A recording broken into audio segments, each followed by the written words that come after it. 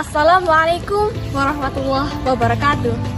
Alhamdulillahi wa kafa, wassalatu wassalamu alal habibil mustafa wa ala alihi wa ashabihi ahli tuqah wal wafa.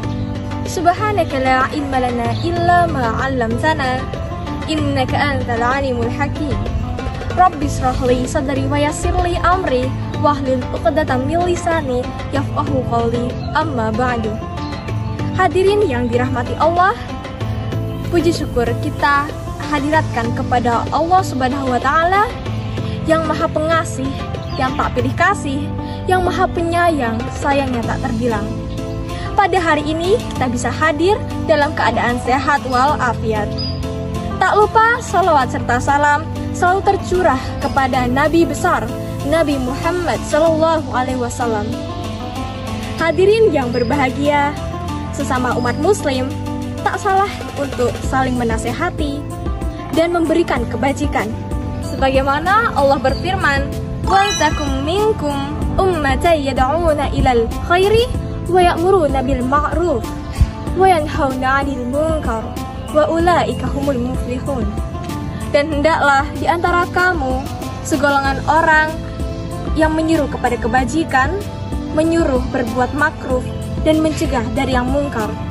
Dan itulah orang-orang yang beruntung. Maka dari itu, kami akan memberikan informasi dan cerita terkait sahabat Rasulullah yang bernama Abu Dujannah dengan nama asli Simak bin Khashanah, yakni ia berasal dari golongan Ansar, yakni penduduk di Madinah yang menyambut kedatangan Rasulullah. Bagaimana kelanjutannya? Simak video ini. Kisah Abu Dujannah yang ada pada zaman kenabian Rasulullah. Ada salah seorang sahabat Rasulullah Shallallahu Alaihi Wasallam yang bernama Abu Dujannah. Ia merupakan seorang sahabat yang ketika selesai sholat selalu langsung pulang dan tidak membaca doa. Ia pun tidak menunggu Rasulullah selesai membaca doa-doanya beliau terlebih dahulu. Perilaku Abu Dujannah ini pun kemudian dirasakan oleh Rasulullah Shallallahu Alaihi Wasallam, sehingga suatu saat beliau bertanya kepada Abu Dujannah, "Apa yang menyebabkan engkau berperilaku demikian, wahai Abu Dujannah?" Abu Dujannah selanjutnya menjawab, "Jadi karena ada pohon kurma yang menjuntai di pekaranganku. Pohon ini bukan milikku, jadi aku buru-buru membersihkannya. Dan kurma itu aku serahkan kepada miliknya, yakni tetanggaku. Aku melakukannya tanpa sedikit pun diberi dan mengharapkan imbalan. Dan ini aku lakukan agar juga anak-anakku tidak memakan kurma tersebut, karena kurma tersebut tidak halal untukku dan keluargaku. Dan suatu saat aku jumpai anakku telah bangun duluan dan telah memakan kurma tersebut. Oleh karena itu aku datangi anakku dan lekas aku masukkan tanganku agar aku bisa mengeluarkan kurma tersebut dari mulutnya. Namun saking kencangnya, anakku menangis. Begitulah ya Rasulullah." Mendengar kisah itu, Rasulullah SAW seketika menangis dan kemudian beliau memanggil tokoh munafik tersebut. Kepadanya Rasulullah berkata, "Maukah engkau jika aku meminta kamu untuk menjual pohon kurma yang kamu miliki? Aku akan membelinya dengan 10 kali lipat harga dari pohon kurma tersebut. Pohonnya terbuat dari batu zamrud berwarna biru, disirami dengan emas merah, tangkainya dari mutiara putih. Di situ tersedia bidadari yang cantik jelita sesuai dengan hitungan buah kurma yang ada." Begitu tawaran Nabi SAW. Namun, lelaki yang dikenal sebagai seorang penjual yang munafik ini lantas menjawab dengan tegas, "Aku tak pernah berdagang dengan memakai sistem jatuh tempo. Aku tidak mau menjual apapun kecuali dengan uang kontan dan tidak pakai janji." Di tengah proses itu, tiba-tiba Sayyidina Abu Bakar Asy-Syiddiq radhiyallahu anhu datang. Ia lantas berkata, "Ya sudah, aku beli dengan 10 kali lipat dari harga kurma yang paling bagus di kota ini." Mendengar ini, orang munafik tersebut berkata kegirangan, "Baiklah, aku jual pohon ini." Setelah sepakat, Abu Bakar segera menyerahkan pohon kurma kepada Abu Dujannah. Pada saat itu juga, Rasulullah SAW kemudian bersabda, "Hai Abu Bakar, aku yang menanggung gantinya untukmu." Mendengar sabda Nabi ini, Sayyidina Abu Bakar merespon dengan bergembira bukan main. Begitu pula Abu Dujannah. Si munafik pun berlalu. Dia berjalan mendatangi istrinya dan menceritakan tentang apa yang terjadi di hari itu. "Hari ini kita untung besar.